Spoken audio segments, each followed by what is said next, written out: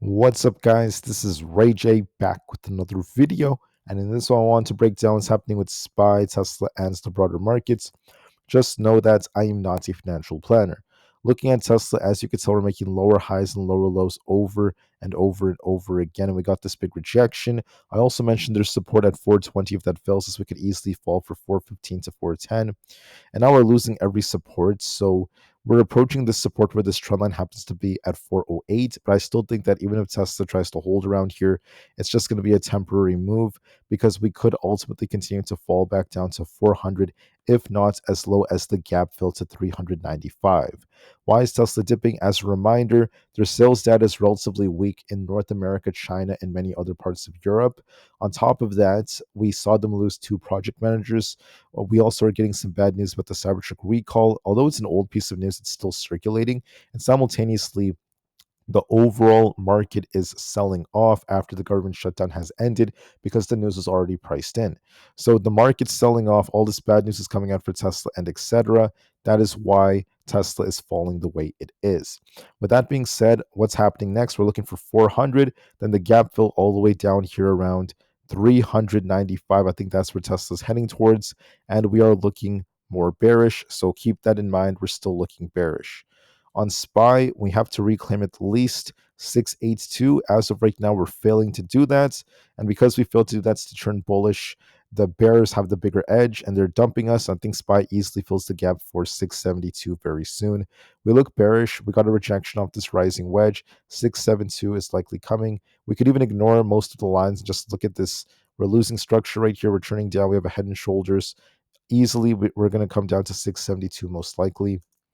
The QQQ, it's showing even more weakness than SPY. It's down 1.26%.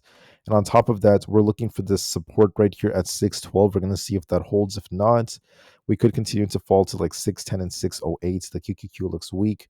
The IWM is looking weaker. We have resistance at 241. If it does not hold, we could be looking for 238 for more potential downside. ES is rejecting. We're going to see if we reclaim 68.41. If we can't, 6,800 flats is likely coming, then 67.84. NQ is also getting a rejection here. It has a head and shoulders, and it's making lower highs.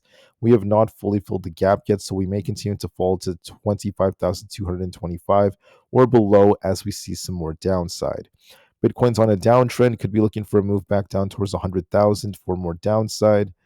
On Nvda is showing some weakness. We're going to be looking for 186. If it does not hold, we could be dipping back down towards 182. We're nearing support at 186, so there's downside potential for Nvda. Aapl is favoring 272, if not 269. Netflix pumped and rejected. We did talk about how this could see a temporary rejection here back down to 1140. Then we'll see if it bounces afterwards. Palantir rejected. We were supposed to hold 178 because we're feeling we could retest the low right here at 169. On AMD, we're showing some weakness. We came down a bit, but it's not that bad. I mean, we have support at 249, so that's going to be our main support. We were basically stuck between the mid 250s, and I think we likely consolidate around here. Coinbase is technically on a downtrend. It may continue to fall back down towards this imbalance fill, taking us down to 292. Amazon is technically on a downtrend. We're looking to see if 241 holds. If not, we could be looking for 239. If that fails us, there's also, I think, a giant gap on Amazon since earnings. If we come down to fill this gap or like partially fill the gap, of course, that's going to be another buying opportunity. Same thing with Meta. Meta has been dumping so hard already. So this is outperforming the market because it's trying to form a base at 600. I still think it's a weak, but overall, this is nothing more than a buying opportunity for the long term. Google is below 280. We're going to see if this holds. If not, we could be dipping to 275. And then Microsoft has resistance at 513 and support at 507. We're going to see if this continues. This dumped only to bounce. So I want to see if 513 breaks on Microsoft. So some tech stocks are flat, but most of the market's in the red. And the VIX has the potential to fill the gap up here, which tells me the market has more downside risk.